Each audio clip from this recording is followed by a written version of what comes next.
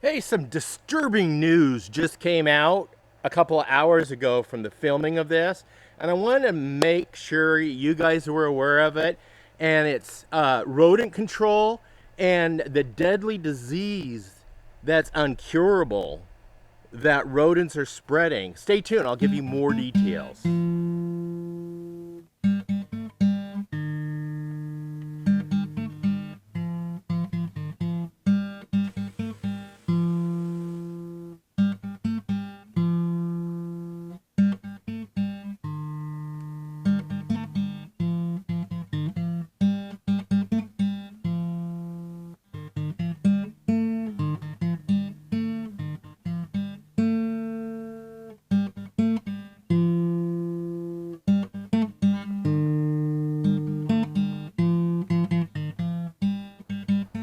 Welcome back to Pine Meadows Hobby Farm. I'm your host, Jerry Hansen. I have a series of videos that I present to you in a method that I use. There's several methods for controlling rodents, and I come up with a inexpensive solution that I can keep out and continue maintaining a level of control with the rodent population on my farm.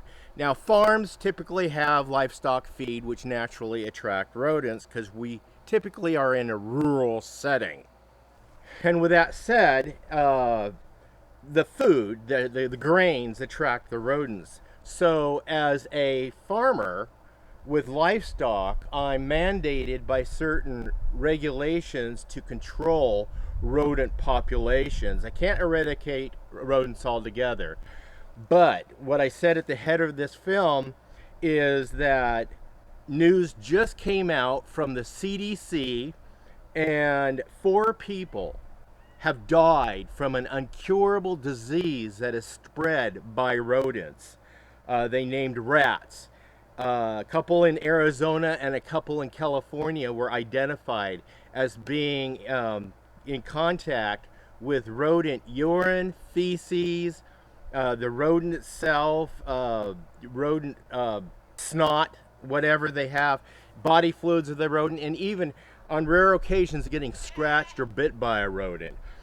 Or you're coming in contact with a rodent bedding or rodent, an area where the rodents have heavily been in. You gotta really be careful, protect yourself, and not come in direct contact. It gets into the lungs, and it causes an incurable respiratory disease. There are people that are just dying from it. This is the second round. It originally rose its ugly head some years back in Arizona. It hit an Indian reservation, but now it's coming up again. Just hours ago, I just noticed it. So the methods I take, I'm going to show you later on in this video, but just be aware. The hantavirus is out there and it's spread by rodents. Now, as far as the laws and regulations goes, you cannot live trap a vector. What is a vector? A vector is, well, anything that would spread disease to the human populations. Now, I want to point out, they say the hantavirus cannot be spread from human to human, only from the vector to the human. A vector is a disease-carrying organism. A vector could be a rat, a mouse, a squirrel, a flea. A vector could be mosquito. The mosquitoes, they're a vector. So you take steps at controlling these vectors. And as far as the rules and regulations goes, you cannot live trap a vector and re-release it someplace out in the environment. You have to dispatch it. Must. Now be careful of the state of California, because there is a protected vector or a protected rodent down there, and I think it's a little desert rat that kind of looks like a gerbil, kangaroo rat. So watch out for that you're not destroying a protected species. But we have invasive species that are like Noro rats that come over from the other continent. They came aboard these freighter ships and passenger ships onto our soils, and now they're spread throughout our regions. Those you cannot live trap and re-release. That's illegal. In most every jurisdiction, state, county, city, it's illegal. to live trap and re-release those vectors or an invasive species. So check your local area, your laws. Now I'm going to take you up here and show you what I do to control these vectors, rodents, primarily rodents. This is what I do to control rodents.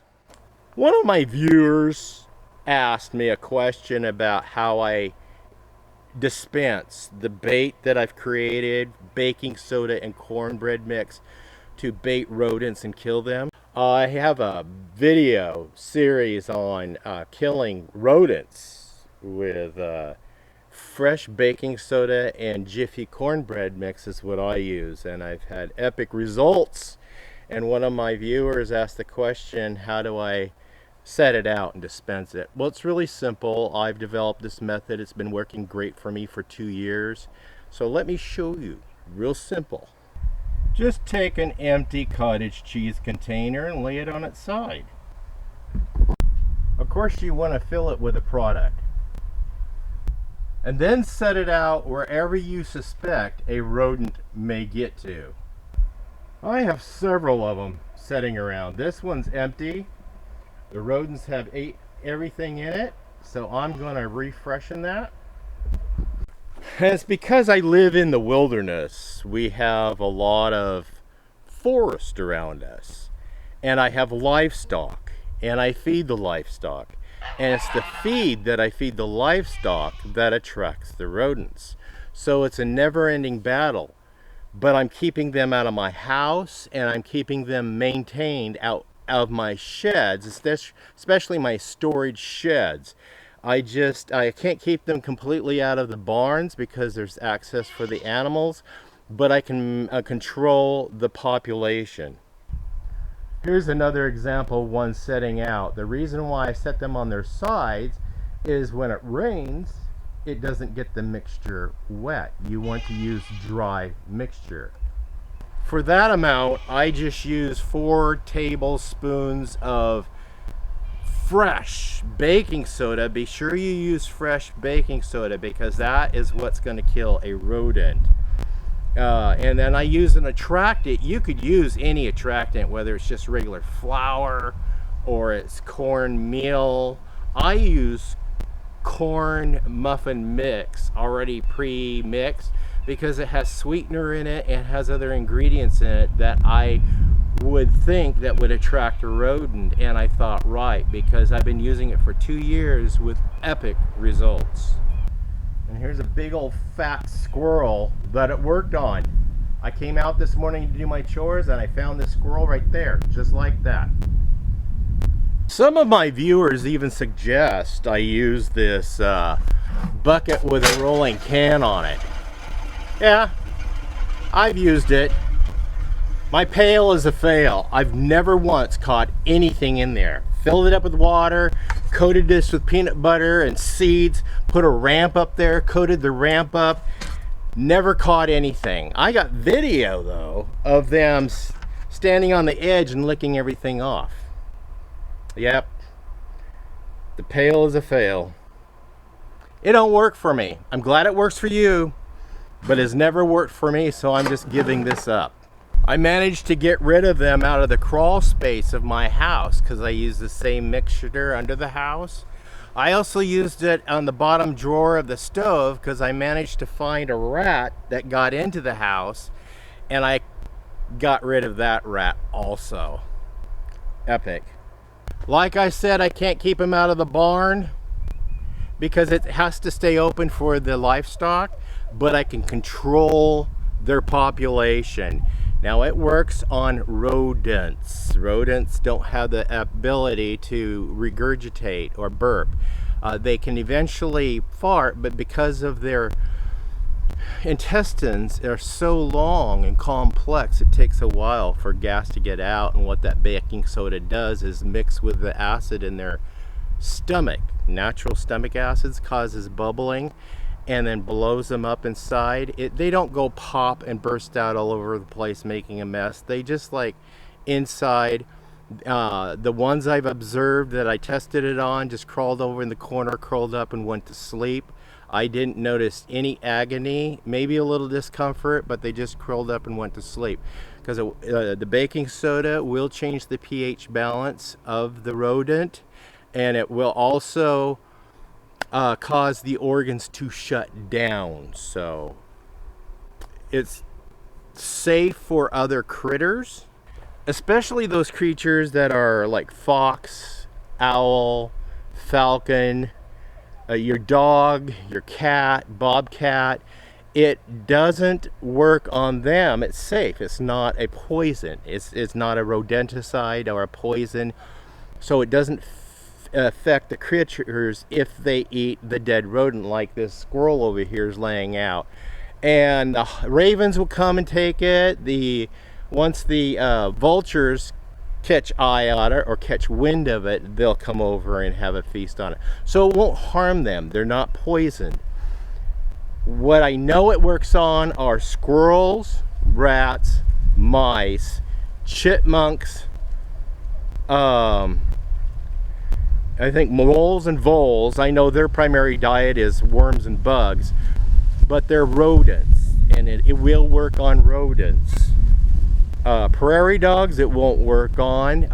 Anything that's not a rodent, a badger, a skunk, a possum, it will not work on them. Gophers, nope, won't work on a gopher. Raccoons, nope, won't work on a raccoon. It'll only work on a rodent because their systems are all the same. They're all alike. Anyway, hopefully that helps answer your questions. I'm your host, Jerry Hansen. This is Pine Meadows Hobby Farm. We're a frugal homestead tucked in the Cascade Ranges of the Pacific Northwest. Please stay tuned to more videos. You could do that by subscribing and clicking that bell icon. That alerts you to new videos as I upload them. Remember, give us a thumbs up, click that share button. Sharing my videos on your social media platforms helps us out. Be safe, always be kind. I'll see you guys in my next adventure. Bye-bye now.